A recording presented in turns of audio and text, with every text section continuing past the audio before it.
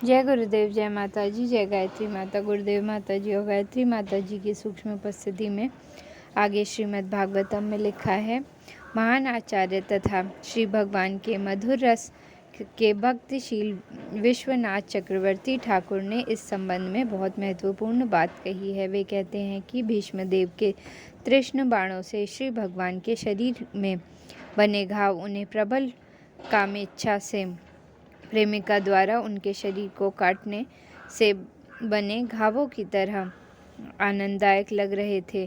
प्रेमिका द्वारा इस प्रकार काटा जाना, चाहे शरीर में घाव ही क्यों न हो, करे कभी भी शत्रुता का प्रतीक नहीं माना जाता। अतएव श्री भगवान तथा उनके भक्त श्री भीष्म देव के बीच जो युद्ध हुआ वह दिव्य आनंद का आदान प्रदान था, वह किसी भी प्रकार से भौतिक नहीं था। इसके अतिरिक्त क्योंकि श्री भगवान का शरीर तथा श्री भगवान अभिन्न है, अतएव परम पूर्ण शरीर में घाव होने की कोई संभावना नहीं थी।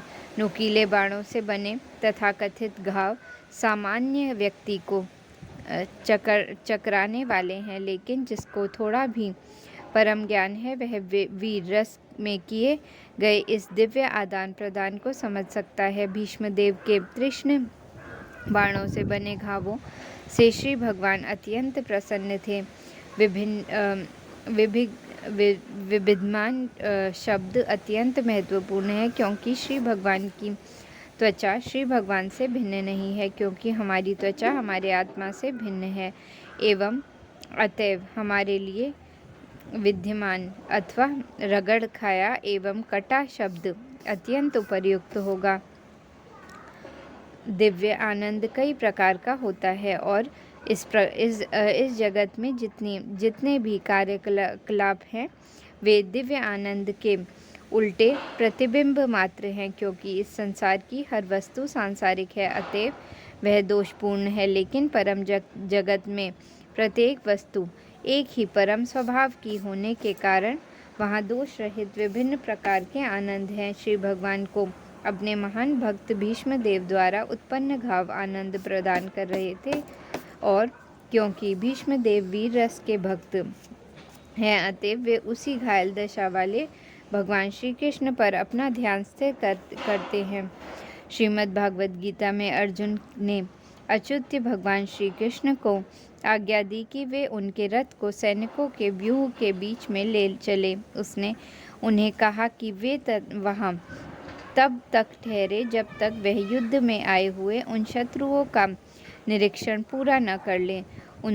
उसे लड़ना था। तब श्री भगवान से यह कहा गया तो उन्होंने तुरंत वैसा ही किया, मानो वे कोई अल्प आज्ञा पालक हों। श्री भगवान ने विपक्षी दल के सभी महत्वपूर्ण व्यक्तियों की ओर संकेत करते हुए कहा, ये रहे भीष्मदेव, ये रहे द्रोण इत्यादि। परम पुरुष होने के कारण श्री भगवान न तो किसी के आज्ञा पालक हैं, न संदेशवाहक, चाहे वह जो भी हो, लेकिन अपने शुद्ध भक्तों पर अहेतु की कृपा तथा वात्सल्य के कारण कभी कभी वे अपने भक्त के आदेश का पालन एक तत्पर दास की तरह करते हैं। अपने भक्त के आदेश का पालन करते हुए वे उसी प्रकार प्रसन्न होते हैं जिस प्रकार पिता अपने नन्हे बालक के आदेश को पूरा करने में प्रसन्न होता है। यह तभी संभव है जब श्री भगवान तथा उनके भक्त के बीच शुद्ध दिव्य प्रेम हो, और भीष्म देव इस तथ्य से भली भांति अवगत थे। इसलिए उन्होंने श्री भगवान को पार्थ सखे कहकर संबोधित किया। श्री भगवान ने अपनी कृपा दृष्टि से विपक्षियों की आयु क्षीण कर दी। कहा जाता है कि कुरुक्षेत्र की युद्ध भूमि में एकमात्र हुए सारे योद्धाओं को मोक्ष लाभ हो सका, क्योंकि मृत्यु के समय उन्होंने साक्षात श्री भगवान का दर्शन किया था। अतएव अर्जुन के शत्रुओं की आयु को क्षीण करने का अर्थ यह नहीं है कि भगवान श्री कृष्ण अर्जुन का पक्ष ले रहे थे। वस्तुतः वे विपक्षियों पर कृपालु थे, क्योंकि यदि वे सामान्य तौर पर घर में मरे होते तो उन्हें मोक्ष लाभ न हुआ होता। यहाँ उन्हें मृत्यु के समय श्री भगवान के दर्शन करने का तथा भौतिक जीवन से मुक्त पाने का अवसर मिला था। अतएव श्री भगवान सर्व मंगलमय हैं और वे जो कुछ करते हैं वह सबकी भलाई के लिए होता है। ऊपर से यह सब उनकी घनिष्ठ मित्र अर्जुन की विजय के लिए प्रतीत हो रहा था, लेकिन वास्तविक रूप में यह अर्जुन के शत्रुओं की भलाई के लिए था। ऐसे हैं श्री भगवान के दिव्य कार्यकलाप, और जो भी इन्हें समझता है वह भी इस भौतिक शरीर का त्याग करने के उपरांत मोक्ष प्राप्त करता है। श्री भगवान किसी भी हालत में कोई गलती नहीं करते, क्योंकि वे परम पूर्ण हैं और सर्वदा सबके लिए मंगलमय हैं। राजाओं तथा सेनापतियों को लड़ने वाले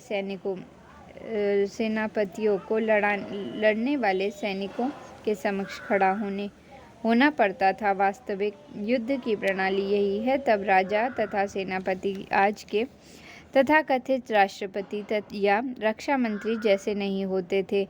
तब बेचारे सैनिक या भाड़े के सिपाही एक दूसरे के आमने सामने लड़ रहे होते थे, तो राजा या सेनापति घर में बैठे नहीं रह सकते थे। यह आधुनिक प्रजातंत्र का विधान हो सकता है, लेकिन जब वास्तविक राजतंत्र था तो सम्राट ऐसे ही नहीं होते थे, जो योग्यता पर विचार किए बिना चुने जाने वाले कायरों जैसे हों। जैसा कि कुरुक्षेत्र के युद्ध स्थल से स्पष्ट है, दोनों पक्षों के नेता तथा द्रोण, भीष्मदेव, अर्जुन तथा दुर्योधन सोए हुए नहीं थे। वे सभी ऐसे युद्ध में भाग ले रहे थे जो आबादी से कहीं दूर लड़ा जा रहा था। इसका अर्थ यह हुआ कि निर्दोष नागरिक प्रतिद्वंदी राजसी दलों के युद्ध के प्रभाव से बचे रहते थे। ऐसे युद्ध में जो कुछ हो रहा होता था उसे नागरिकों द्वारा देखे जाने की कोई आवश्यकता नहीं थी। उन्हें तो अपनी आय का चौथा भाग शासक को देना होता था, चाहे वह अर्जुन हो या दुर्योधन। कुरुक्षेत्र के युद्ध में दोनों दलों के सेना नायक आमने सामने खड़े थे। अर्जुन ने उन्हें अत्यंत करुणा से देखा तथा पछताने लगा कि राज्य लिप्सा के कारण युद्ध क्षेत्र में वह अपने स्वजनों को ही मार डालेगा। वह दुर्योधन द्वारा बनाए गए विशाल सैन्य व्यूह से रंगमात्र भी भयभीत नहीं था, लेकिन श्री भगवान का दयालु भक्त होने के कारण उसे सांसारिक वस्तुओं से स्वाभाविक वैराग्य था। अतएव उसने निश्चय किया कि वह सांसारिक वैभव के लिए युद्ध नहीं करेगा, लेकिन यह तो अल्प ज्ञान के कारण था। इसलिए कहा गया है कि उसकी बुद्धि कुलिशित हो गई थी। उसकी बुद्धि कभी भी कलुषित नहीं हो सकती थी, क्योंकि वह श्री भगवान का भक्त तथा नित्य सखा था। जैसा कि श्रीमद् भागवत गीता के 4 अध्याय से स्पष्ट है, अर्जुन की बुद्धि कुलशित प्रतीत होती है, अन्यथा मिथ्या देहात्मा बुद्धि द्वारा भौतिक बंधन में पड़े कुलुषित बुद्ध जीवों के कारण के लिए श्रीमद् भागवत गीता का उपदेश देने का अवसर कैसे प्राप्त हुआ होता। श्रीमद् भागवत गीता संसार के बद्ध जीवों के उद्धार के लिए सुनाई गई, जिससे वे शरीर को मिथ्या ही आत्मा न मान बैठे और परमेश्वर के साथ आत्मा के नित्य संबंध को पुनः स्थापित कर सकें। श्री भगवान द्वारा आत्मविद्या का प्रवचन मुख्य रूप से ब्रह्मांड के सभी भोगों के समस्त व्यक्तियों के लाभ के लिए हुआ था। यद्यपि कुरुक्षेत्र का युद्ध सैन्य सिद्धांतों पर लड़ा गया था, लेकिन साथ ही साथ में खेल भावना भी थी, मानो वह 2 मित्रों के बीच होने वाला युद्ध हो। दुर्योधन ने भीष्मदेव की यह कहकर आलोचना की कि वे अर्जुन से पितृवत स्नेह के कारण उसे मारने से झिझकते हैं। एक क्षत्रिय युद्ध के सिद्धांत पर किया गया अपमान सह नहीं सकता। अतः भीष्मदेव ने प्रतिज्ञा की कि अगले दिन वे पांचों पांडवों का वध किसी काम के लिए बनाए गए विशेष हथियारों से कर देंगे। इससे दुर्योधन संतुष्ट हो गया और उसने वे तीर अपने पास रख लिए ताकि वह उन्हें अगले दिन युद्ध के समय दे सके। लेकिन अर्जुन ने चालाकी से दुर्योधन से वे तीर प्राप्त कर लिए और भीष्मदेव को यह समझते देर न लगी कि यह भगवान श्री कृष्ण की चाल है। अतएव भीष्मदेव ने प्रतिज्ञा की कि अगले दिन भगवान श्री कृष्ण का अस्त्र उठाना ही पड़ेगा, अन्यथा उसका मित्र अर्जुन मारा जाएगा। दूसरे दिन भीष्मदेव ने इतना भयानक युद्ध किया कि अर्जुन तथा भगवान श्री कृष्ण दोनों ही संकट में पड़ गए। अर्जुन लगभग हार ही चुका था। परिस्थिति इतनी नाजुक थी कि वह भीष्मदेव द्वारा अगले ही क्षण मारा जाने वाला था। उस समय भगवान श्री कृष्ण ने भक्त भीष्मदेव की प्रतिज्ञा का मान रखकर उन्हें प्रसन्न करना चाहा, क्योंकि यह उनकी अपनी प्रतिज्ञा से अधिक महत्वपूर्ण था। ऊपर से ऐसा लगता है कि उन्होंने अपनी प्रतिज्ञा तोड़ी। उन्होंने कुरुक्षेत्र युद्ध प्रारंभ होने से पूर्व प्रतिज्ञा की थी कि मैं कोई अस्त्र धारण नहीं करूंगा और किसी भी पक्ष के लिए अपने बल का प्रयोग नहीं करूंगा। लेकिन अर्जुन की रक्षा करने हेतु वे रथ से उतरे, रथ का पहिया उठाया और क्रुद्ध होकर भीष्मदेव पर तेजी से इस प्रकार झपटे जैसे सिंह हाथी को मारने झपटा है। इससे रास्ते में उनका अंगवस्त्र गिर गया और क्रोधवश उन्हें ध्यान भी नहीं था कि उनका उत्तरीय गिर गया है। तब भीष्मदेव ने तुरंत हथियार डाल दिए और स्वयं अपने प्रिय प्रभु भगवान श्री कृष्ण द्वारा मारे जाने हेतु खड़े हो गए। उस दिन का युद्ध उसी क्षण समाप्त हो गया और अर्जुन की प्राण रक्षा हो सकी।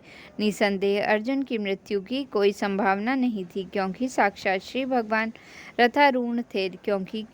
लेकिन क्योंकि भीष्मदेव चाह रहे थे कि भगवान श्री कृष्ण अपने मित्र को बचाने हेतु हथियार उठाएं, अतएव श्री भगवान ने ऐसी स्थिति उत्पन्न कर दी कि अर्जुन की मृत्यु सन्निकट जान पड़ी। वे भीष्मदेव के समक्ष यह दिखाने हेतु आए कि भीष्मदेव की प्रतिज्ञा पूरी हो गई और उन्होंने पहिया उठा लिया। कुरुक्षेत्र के युद्ध स्थल में भगवान श्री कृष्ण तथा भीष्मदेव के आपसी व्यवहार अत्यंत रोचक है, क्योंकि भगवान श्री कृष्ण की गतिविधियां अर्जुन के प्रति पक्षपात पूर्ण और भीष्मदेव के प्रति शत्रुतापूर्ण लग रही थी, लेकिन वास्तव में यह सब कुछ महान भक्त श्री भीष्मदेव के प्रति विशेष अनुग्रह दिखाने हेतु था। ऐसी लीलाओं की सबसे बड़ी विशेषता यह होती है कि भक्त शत्रु का अभिनय करते हुए भी श्री भगवान को प्रसन्न कर सकता है। परम पूर्ण होने के कारण श्री भगवान अपने भक्त की शत्रु वेश में भी सेवा ग्रहण कर सकते हैं। परमेश्वर का कोई शत्रु नहीं हो सकता, ना कोई तथाकथित शत्रु उन्हें हानि पहुंचा सकता है, क्योंकि वे अर्जित हैं तो भी उन्हें आनंद आता है जब उनका कोई शुद्ध भक्त उन पर शत्रु की तरह प्रहार करता है या बड़ों के जैसे उनको डांटता है। यद्यपि उनसे श्रेष्ठ कोई हो ही नहीं सकता। भक्त तथा श्री भगवान के बीच ये कुछ दिव्य आदान प्रदान के व्यवहार हैं, किंतु जिन्हें शुद्ध भक्ति की कोई जानकारी नहीं है वे ऐसी लीलाओं के रहस्य को नहीं जान सकते। श्री भीष्मदेव ने एक वीर योद्धा की भूमिका निभाई और उन्होंने जानबूझकर श्री भगवान के शरीर को बाणों से बींध दिया, जिससे सामान्य लोगों की दृष्टि में श्री भगवान घायल प्रतीत तो हुए, लेकिन वास्तव में यह अभक्तों का मोहग्रस्त करने के हेतु था। पूर्णतः दिव्य शरीर कभी घायल नहीं किया जा सकता और भक्त कभी भी भगवान श्री भगवान का शत्रु नहीं बन सकता। यदि ऐसा ही होता तो भीष्मदेव उन्हीं श्री भगवान की अपने जीवन के परम गंतव्य के रूप में इच्छा न करते। यदि भीष्मदेव भगवान श्री कृष्ण के शत्रु होते तो भगवान श्री कृष्ण बिना हिले डुले ही उनका विनाश कर देते। उन्हें रक्त से सने घाव लेकर भीष्मदेव के समक्ष आने की आवश्यकता नहीं थी, लेकिन उन्होंने ऐसा किया क्योंकि यह योद्धा भक्त अपने द्वारा उत्पन्न घावों से सुशोभित श्री भगवान के दिव्य सौंदर्य का दर्शन करना चाह रहा था। श्री भगवान व उनके भक्त में दिव्य रस का आदान प्रदान ऐसा होता है। ऐसी लीलाओं से भक्त तथा भगवान दोनों का यश बढ़ता है। श्री भगवान इतने क्रुद्ध थे कि जब वे भीष्मदेव की ओर लपक रहे थे तो अर्जुन ने उन्हें रोका, लेकिन वे माने नहीं और भीष्मदेव की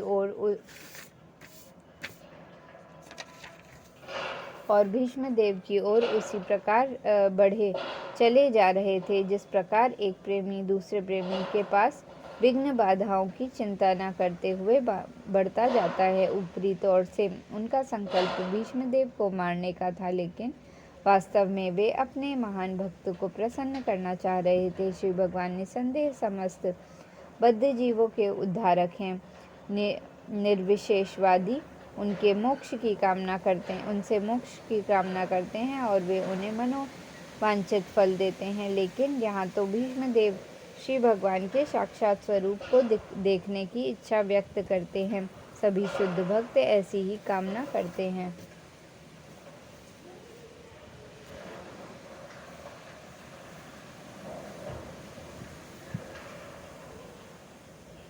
श्री भगवान का शुद्ध भक्त निरंतर अपने हृदय में श्री भगवान की उपस्थिति का दर्शन करता है, क्योंकि प्रेममयी सेवा द्वारा श्री भगवान से वह दिव्य रूप से संबंधित रहता है। ऐसा शुद्ध भक्त श्री भगवान को क्षण भर के लिए भी नहीं भूलता।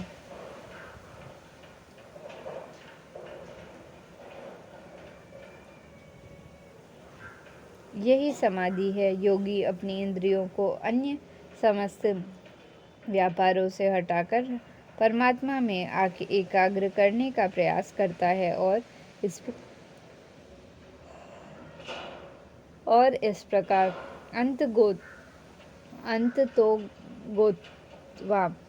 वह समाधि प्राप्त करता है। लेकिन भक्त तो श्री भगवान के साकार रूप के साथ साथ उनके नाम, यश, लीलाओं आदि का निरंतर स्मरण करते हुए सहज ही समाधि प्राप्त कर लेता है। अतएव योगी तथा भक्त की एकाग्रता एक ही स्तर पर नहीं होती। योगी की एकाग्रता यांत्रिक होती है, जबकि शुद्ध भक्त की एकाग्रता शुद्ध प्रेममय तथा स्वाभाविक स्नेह युक्त सहज भाव होता है। भीष्मदेव शुद्ध भक्त थे और सेनानायक के रूप में वे निरंतर पार्थ सारथी के रूप में श्री भगवान के युद्ध क्षेत्र वाले स्वरूप का स्मरण कर रहे थे। अतएव पार्थ सारथी के रूप में श्री भगवान की लीला भी शाश्वत है। कंस के कारागार में अपने प्राकट्य से लेकर अंत में मौसल लीला तक समस्त ब्रह्मांडों में श्री भगवान की लीलाएं एक एक करके वैसे ही घटित होती हैं जिस प्रकार घड़ी की सुइयां एक बिंदु से दूसरे बिंदु तक चलती जाती हैं। और ऐसी लीला में पांडव तथा भीष्मदेव जैसे उनके पार्षद उनके नित्य संगी रहते हैं। इस प्रकार भीष्मदेव पार्थ सारथी के रूप में श्री भगवान के सुंदर स्वरूप को, जिसे अर्जुन भी नहीं देख पाया, कभी नहीं भुला पाए। अर्जुन पार्थ सारथी के पीछे थे, जबकि भीष्मदेव श्री भगवान के बिल्कुल सामने थे। जहाँ तक श्री भगवान के योद्धा वेश का संबंध है, श्री भीष्मदेव ने इनका आस्वादन अर्जुन की अपेक्षा अधिक रुचि से किया। कुरुक्षेत्र की युद्ध भूमि के सभी सैनिकों तथा व्यक्तियों ने मृत्यु के उपरांत श्री भगवान जैसे अपना मूल आध्यात्मिक स्वरूप प्राप्त किया, क्योंकि श्री भगवान की अहेतु की कृपा से वे सभी उस अवसर पर उनका साक्षात दर्शन कर सकें। जलचर से लेकर ब्रह्म तक विकास चक्र में चक्कर लगाते हुए सभी बद्ध जीव माया के रूप में हैं या उस रूप में है जिसे उन्होंने अपने कर्मों से प्राप्ति किया है और जो भौतिक प्रकृति ने उन्हें प्रदान किया है। बद्ध जीवों के भौतिक रूप बाहरी वस्त्रों की तरह हैं और जब बद्ध जीव माया के चंगुल से छूट जाता है तब उसे अपना मूल स्वरूप प्राप्त होता है। निर्विशेषवादी श्री भगवान के निराकार ब्रह्म तेज को प्राप्त करने का इच्छुक रहता है, लेकिन श्री भगवान के अंश रूप जीवित स्फुलिंगों के लिए यह रंग मात्र भी हितकर नहीं है। अतएव निर्विशेषवादियों का पुनः पतन होता है और वे फिर से भौतिक रूप प्राप्त करते हैं जो आत्मा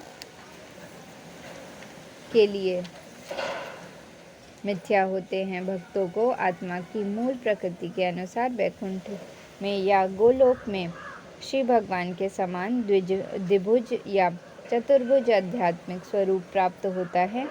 यह स्वरूप जो 100% आध्यात्मिक है, जीव का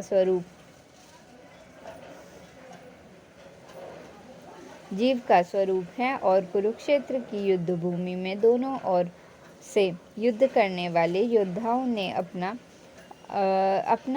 स्वरूप प्राप्त किया, जिसकी पुष्टि भीष्मदेव कर रहे हैं। अतएव भगवान श्री कृष्ण केवल पांडवों पर ही नहीं, दूसरे पक्ष पर भी दयालु थे, क्योंकि उन सबको एक ही जैसे फल प्राप्त हुआ। भीष्मदेव भी वही सुविधा चाहते थे और यही श्री भगवान से उनकी प्रार्थना थी। यद्यपि श्री भगवान के पार्षद रूप में किसी भी स्थिति में उनका पद सुरक्षित है। निष्कर्ष यह है कि जो भी व्यक्ति मन में या साक्षात श्री भगवान का दर्शन करते हुए देह त्यागता है, वह अपना स्वरूप प्राप्त करता है। यही जीवन का सर्वोच्च सिद्धि है।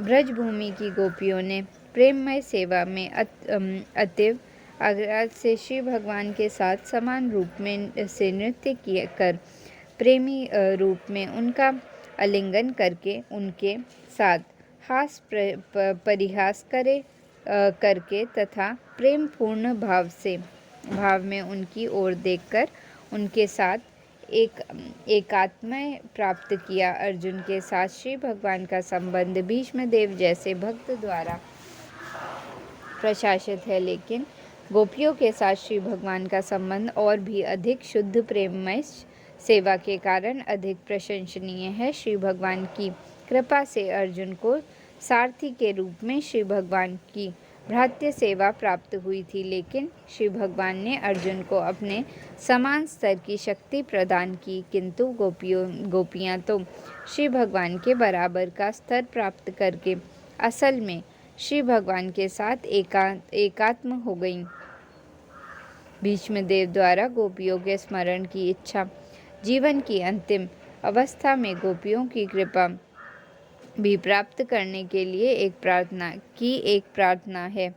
श्री भगवान अपने शुद्ध भक्तों की प्रशंसा सुनकर अधिक प्रसन्न होते हैं। अतएव भीष्मदेव ने केवल उस समय उनके साथ उपस्थित अर्जुन के कृत्यों को ही यशगान नहीं किया, अपितु गोपियों का भी स्मरण किया, जिन्हें श्री भगवान की प्रेममयी सेवा करने के कारण श्री भगवान की अद्वितीय कृपा प्राप्त हो सकी। श्री भगवान के साथ गोपियों की समस्त समता कभी भी निर्विशेषवादियों के सायुज्य मोक्ष के समान समझने की गलती नहीं करनी चाहिए।